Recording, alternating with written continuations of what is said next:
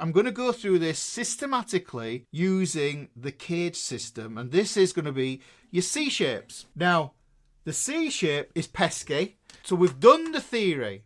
Now what we're going to do is we're going to look at that bog standard chord there. So we're going to look at this one here.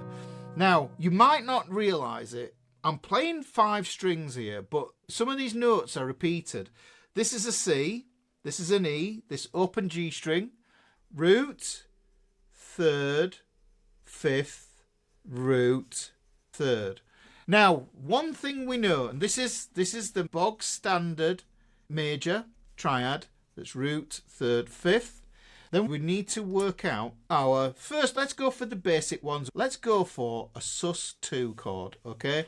Now, to get the sus2, we know we have to go root, 2nd, and 5th. That's the formula for it. So we have to suspend these thirds. Now, suspending an open string, the way we do that is we just don't play it. Okay, so we just get rid of it. It's the simplest way to do that there, yeah, is to not play it there.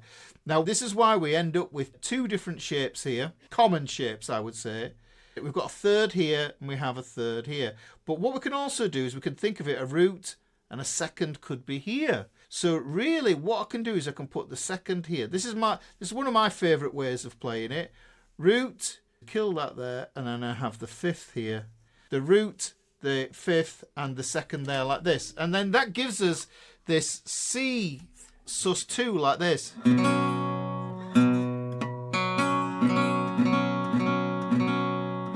So there we go. That's as simple as it is. So if you struggle to play a C like this is a C sus2. Yeah, that's the 2 there. And it sounds lovely. We've got that one there. Now what I could do is I could do a mix of both of these. If I've got the root here, I could have the 2nd here as well. So there's the 3rd. If we lower it back to the open string, we get to the 2nd. So we can have that there. I can have that root there. I can even have that 5th there. But I'm going to kill that one. I'm going to kill that one. I can't do anything with that 3rd there because it's on the head note. It's behind the head note. So I could play this sus2 like this. Now I'm playing the D string open on that. So it's the A string, D string, G string, B string. Now the cool thing is, I want you to hear this, guys. And this is what I was saying right at the beginning about the re-establishing the 3rd for the resolution. Yeah, the suspension is the hanging sound. Yeah, so when I put that 3rd back on, can you hear it? Sounds like the chord is complete.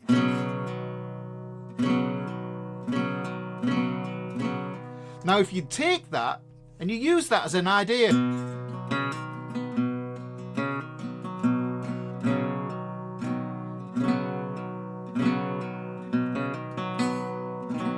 you can even add that other sus2 up there.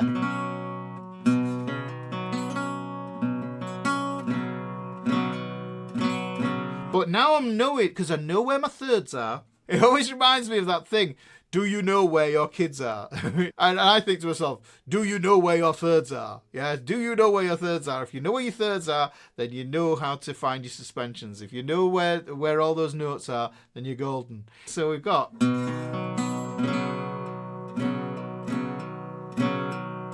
Yeah.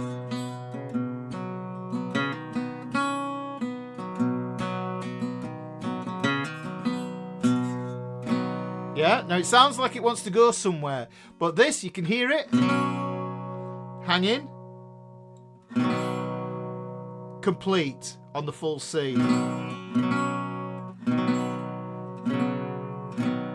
There's a lot you can do with that, and I would say that the beauty of this is you've got a song, say it's 4 bars of C.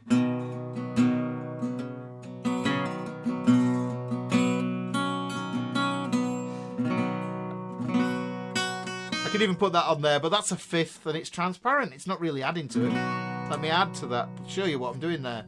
It's just all the pinky movement here.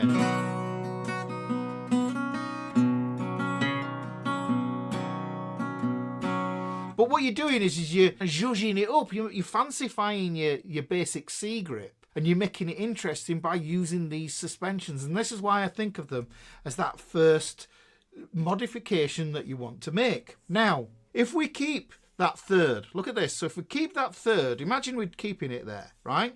Got a root here. We're going to keep the third, but we want to have an add 9. And this is the difference, remember? Root, third, fifth, and then we've got the 9 there. That's the formula. We're going to put that there. And remember, I had this root note here, but I also could have a second here. I'm going to put that second there, but the second is transformed because we've gone over from the simple octave into the compound octave, and then that transforms then into a 9 there, guys. So then we end up with the 9 there. The fifth is here. Yeah, so that ends up being the chord. In fact, actually, probably the most common way of playing it is putting the fifth there. There's the C sus2. By adding the third back in, it becomes a C add 9.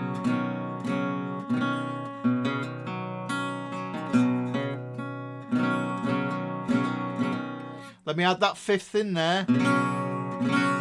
I can add that in there on my sus2 if I wanted to. Transfers lovely if you want to go from a C to a G. Look at this.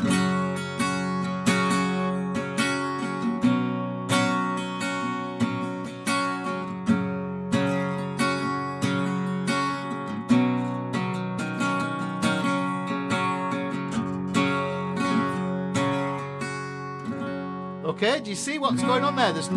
But the thing is, I'm doing it intelligently. I know exactly where everything is. Revving that chord up. Vamping with one finger. That's what I call vamping. It's putting air into the chord, the sound of the chord. So there is the C add 9. Okay, the next one that I really want to get to is going to be the sus4. So we'll go for the sus4 here. Then we're going to have a root, we're going to have a fourth, we're going to have a fifth. Let's put that there. Root, third. In fact, actually, let me just draw in the chord there. There's a couple of ways to play this. And because I know where my thirds are, then all I need to know is my fourth is going to be either there or it's going to be there. So I can play this note, this note, this note, this note, this note. Let me show you what that looks like. So there's my C. I put the sus4 on there.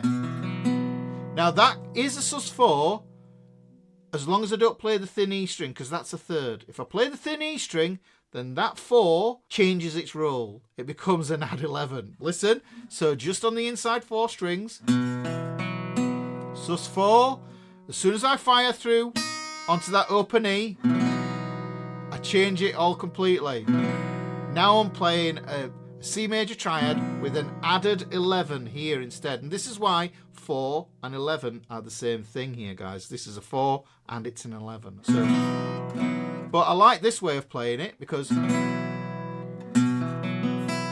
playing the C, the F, the G, the C and the F here. Those notes there. Look how easy it is to put on a cheat F. Yeah?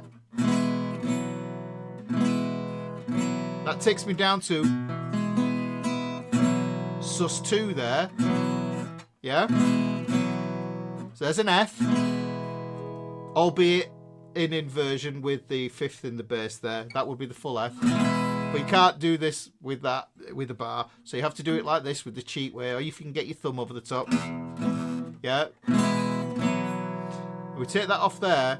And then we start to see that sus2s and sus4s actually become enharmonic with each other as well.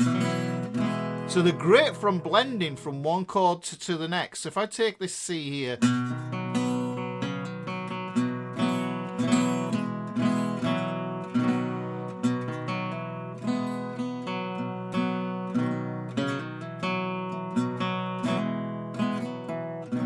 So I'm just playing between C and F there.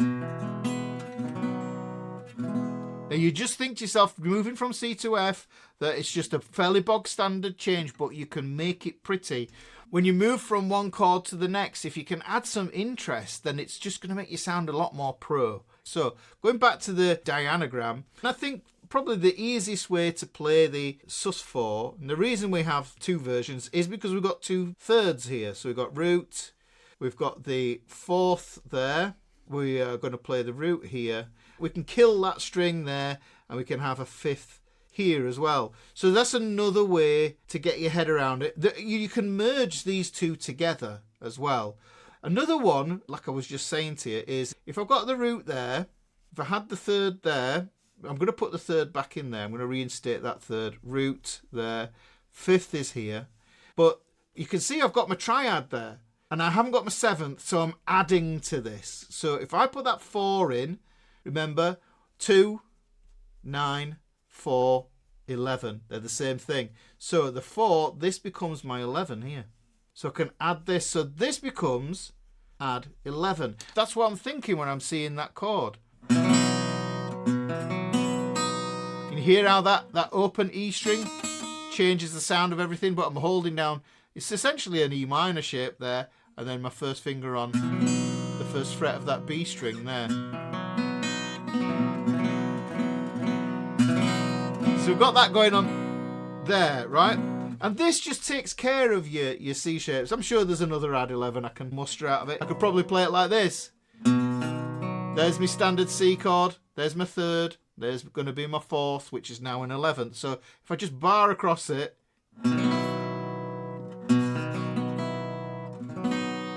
there is nothing in the diagram that doesn't exist in the formula. The formula is there. Root, 3rd, 5th, and 11th. We've just added that 11th to it. So these are the C shapes.